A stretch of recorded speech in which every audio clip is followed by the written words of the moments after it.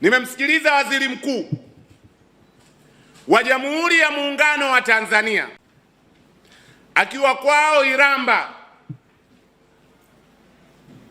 anaeleza kwamba kuanzia sasa fedha zinazotengwa kwa ajili ya barabara, kwa ajili ya reli, kwa ajili ya maji,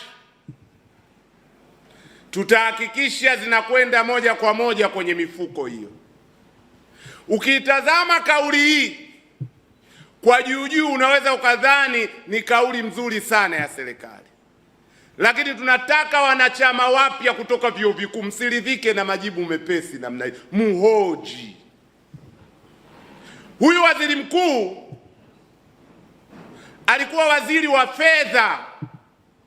Bunge lilipitisha sheria inayosema fedha ambazo nyingi zinakatwa kwenye mafuta, kwa kutambua barabara nyingi zimeharibika, kwa kutambua wananchi vijijini wanahitaji maji, kwa kutambua kuna uwekezaji mkubwa katika reli, fedha hizo kwa Kiingereza ziwe ring fenced, zisiguswe na yeyote, zipelekwe moja kwa moja zikajenge sekta hizo nilizozitaja. Waziri mkuu akiwa waziri wa fedha, sijui kwa maagizo ya nani, wakaamua fedha zile zisiende kwenye maji, zisiende kwenye reli, zisiende kwenye barabara. Fedha hizo wazipeleke wanakojua wao. Leo hii aliyeivunja ile sheria ndio anatoka hadharani anasema kuanzia sasa fedha zitakwenda moja kwa moja. Nimehoji ndani ya bunge na ninarudia tena hapa, hatutaki majibu mepesi, tunataka mambo matatu. Ni nani aliyeagiza fedha za reli, fedha za barabara, fedha za maji, badala ya kwenda kwenye sekta hiyo ziende wanakokujua wao? Ni nani? Na tukimjua, kinachofuata cha pili, tujue huko zilikokwenda ni wapi. Anasema fedha hizi zilikwenda kujenga miradi ya kimkakati. Hiyo sio kweli. Fedha zote zinakuwa budgeted na bunge. Tujue hizo fedha zimeenda wapi. Zimeliwa na wajanja wachache? Zimetumika wapi? Tujue. Lakini la tatu, tukishajua hizo fedha zilikoelekezwa siko sahihi na tumemjua alielekeza ni nani, tumwajibishe. Na Katiba ya Jamhuri ya Muungano wa Tanzania imetoa mamlaka ya ukuu kwa watu, wananchi. Hakuna yeyote aliyesalama anayevunja sheria. Hiyo ndio inayopaswa kuwa spirit ya ACT Wazalendo, wadogo zangu. Huo ndio mwendo mnapaswa kuingia nao. Tuko pamoja? CCM imekwisha hii. Kwenye demokrasia ya kweli CCM haitoboi. Yaani CCM imefikishwa pahala wanabebwa kama watoto wadogo. Mtu unapata ushindi ambao hata hujui umepatikanaje. Mimi nawauliza nyinyi wadogo zangu, zamani ile kulikuwa na wizi wa kura. Nawauliza nyinyi, kinachoendelea sasa, sisi mmeona hata wakishangilia mitani. Ushawahi kusikia hapa mbunge kashinda saa hizi kuna shangwe? Umeshawahi kuona? CCM wenyewe wanashangaa. Muulize CCM yoyote, hizi 98% hizi mmezipataje? Hawajui. Na mimi kuna watu huwa wananiambia, wewe Ado, wewe si umetangazwa, wewe umeshinda, si inabidi utulie ufurahi? Jibu langu huwa linakuwa ni moja tu. Mimi ni mwana mapambano. Mimi ni mwana demokrasia. Nimeijenga kwa mfano Tunduru for 10 consecutive years na kwenda Tunduru. Mimi ni mbunge wa wananchi wa Tunduru. Ninalijua hilo moyoni mwangu. Kwenye uchaguzi wa uhuru na wa haki mimi sipasi hata kupiga kampeni kali pale Tunduru. Lakini ukweli utasemwa, mimi nimetangazwa ubunge kwa sababu kuna mtu ameamua tu nimpe Ado, nimnyime Zito, nimpe fulani, nimpe fulani. Ndio ukweli wenyewe. Sasa nisiuseme huo? Yaani huo nisiuseme, nitakuwa sio mwanademokrasia. Moja, mimi ni kipenzi cha Wanatunduru. Hiyo no doubt.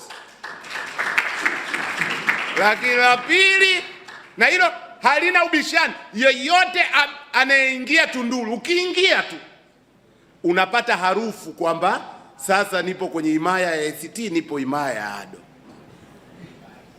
Alikuja Tundu Lissu pale Tunduru, alikuja na Salum Mwalimu akiwa mgombea mwenza pale Tunduru. Akikaa ndani kwenye mashauriano anaambiwa, hapa tukitaka tuende sawa, hata kama hatuna ushirikiano na ACT, hapa tumuunge mkono nani hapa? Ado. Ndio mambo yatakwenda vizuri, ya kwake na ya kwetu. Tunduru tumeifikisha hapo. Ndio anakwenda jukwani anasema katika hili tuko na Ado, au sio jamani? Na rekodi zipo. Sasa mtu ambaye nimejenga jimbo kwa uwezo huo, nisiseme ukweli kwamba kuna watu wachache tu wanaamua nani ashinde nani asishinde. Now we need to stop that. We need to stop that. Na tunaliondosha hilo kwa kusema ukweli kwamba wewe bwana fulani uliojipa mamlaka ya kuamua nani awe diwani, nani asiwe diwani, nani awe mbunge, nani asiwe mbunge, nani awe rais, nani asiwe rais, wewe unafanya uhaini kwa taifa hili kwa sababu umepora mamlaka ya umma. Na kama kwa kusema ukweli huo una mtu anasema yatakukuta, niko radhi yanikute yoyote, more than ready. Sababu raha yangu mimi ni mshindani. I like democracy. Napenda demokrasia. Nijenge chama, nijenge ushawishi, pa kushinda nishinde, pa kushindwa nishindwe. Hiyo ndio kitu mimi napenda. Na inshallah siku isiyo mbali CCM itadondoka kwa sababu imekwisha kabisa. Tuendelee kupeleka moto namna hii. Na ukombozi utaletwa na majenzi. Nyinyi hapo vijana wa vyuo vikuu, sio mwingine. Na mimi nawaambia tunakukabidhini chama hiki, kipelekeni mnavyotaka nyinyi nondo. Sisi tulio mbele, maana mimi ndio nishakuwa 40 tena, miaka 40. Mkiona spidi yetu inachelewa, tusukumeni. Kipelekeni hiki chama jenzi.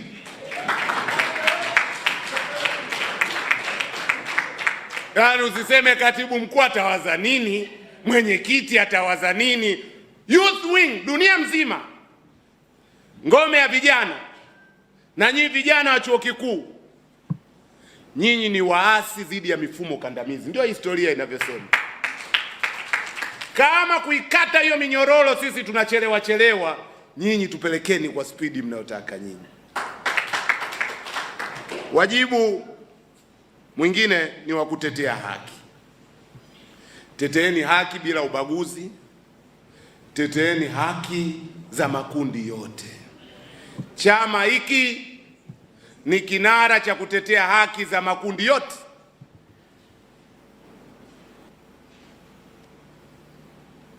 Ni mwana CCM, au sio? Ni mwana CCM. Lakini tunamtetea, lakini ni nani? Mwana CCM. Na mimi nawaambia wana CCM, kama nyinyi mnashindwa kumtetea mwana CCM mwenzenu, ambayo ni ishara ya juu ya unafiki. Yaani nyinyi mnajua mwenzenu katekwa, na huyu mwenzenu alikuwa barozi, alikuwa msemaji wa chama, mjumbe wa kamati kuu. Mpaka leo hakuna statement yoyote ya CCM kulaani jambo lile. Mimi nilimtarajia katibu mkuu wa CCM Balozi Migilo kule kuishi Umoja wa Mataifa, kukaa kwenye chombo chenye dhamana ya haki za binadamu duniani. Nilidhani yeye ataleta nafuu kidogo, kumbe CCM bwana, ukishaingia mule ndani hata uwe na nafuu gani, na wewe unakuwa kwisha habari yako. Leo hii hakuna kauli ya Balozi Migilo, hakuna kauli ya yoyote kupinga kutekwa kwa Humphrey Polepole.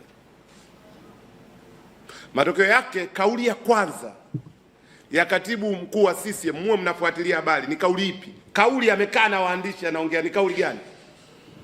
Ni kauli ya kupongeza vyombo vya ulinzi na usalama kwa yaliyofanyika Oktoba 29. Ndio kauli rasmi, kauli ambayo mimi ilinisikitisha sana na ikanipotezea matumaini kabisa kwamba sasa ikishakuwa umeingia CCM hakuna nafuu yoyote itayopatikana. ACT Wazalendo inapaswa kuwa ndio chombo cha hayo matumaini. Hawa watu ambao hawezi kuteteana wenyewe wataweza kuwatetea wakulima? Hii bajeti moja ya sekta inaenda kuuawa rasmi na kuzikwa ni sekta ya uvuvi, mifugo na uvuvi. Humu ni mwendo wa tozo kwa nyavu, tutachambua humu. Sijui serikali wavuvi wamewafanya nini? Tozo kwa nyavu, sekta ya mifugo na uvuvi. Lakini tusiposema sisi ACT, mwalimu wangu Dr. Bashiru Ali Kakulu atasema? Hatasema. Hii bajeti hii inaenda kuwazamisha bodaboda. Someni hii bajeti, ni mwendo wa tozo kwa vipuri vya bodaboda. Lakini hawa CCM wanaleta mapendekezo ya kufuta ushuru kwenye vipuri vya ndege hizi, tunafuta ushuru. Bodaboda tunaongeza ushuru. Serikali ya CCM, ndege hizi tunafuta ushuru, vipuri vyake, spare parts. Alafu bodaboda tunaongeza ushuru. CCM, nani atawatetea bodaboda wa nchi? Ni ngome ya vijana ya ACT Wazalendo ikiwa mwenyewe. Na haya mambo tumesema tutayafanyia uchambuzi. Haya matatu: kupigania haki, kupigania maslahi ya umma na kupigania demokrasia, iwe ni mambo ya msingi mnayotoka nayo leo, na mpo katika jahazi sahihi, na sisi tutawashikeni mkono. Harakati za vyuo vikuu hazijaanza leo, Nondo amewaeleza. Nitawatajia tu leo hii the most respectable person, mtu anayeheshimika zaidi kwa maoni yangu mimi katika mastatesman wa nchi ni Jaji Joseph Sinde Warioba. Sasa unampenda Warioba ujue alikotokea.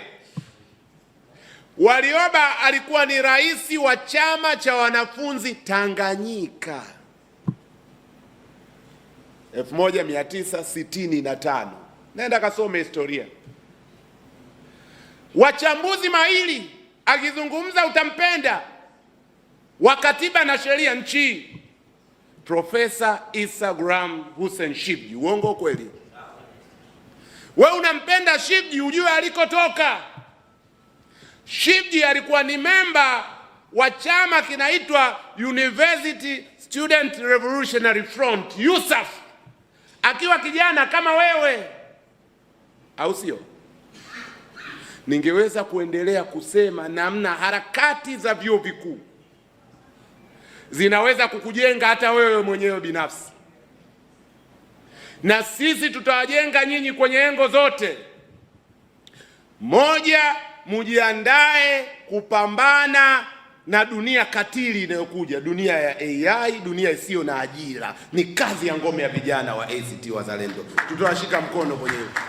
Na vioni watawadanganyeni, ukienda upinzani hautopata ajira. Hizo ajira zenyewe ziko wapi?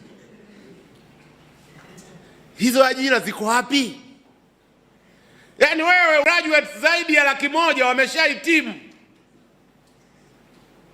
wako mtaani, ajira hakuna. Alafu CCM inasema ukiwa na kadi ya CCM utapata ajira. Hawa jamaa tuwakabe koo. tupambane nao mpaka wajenge uchumi shirikishi unaozalisha ajira. Hapo ndio tutafanikiwa, sio uchumi unaokuwa kwenye makaratasi. Kwa hiyo wadogo zangu, mimi nashukuru sana. Kwa maslahi ya muda nitaishia hapo kwa leo.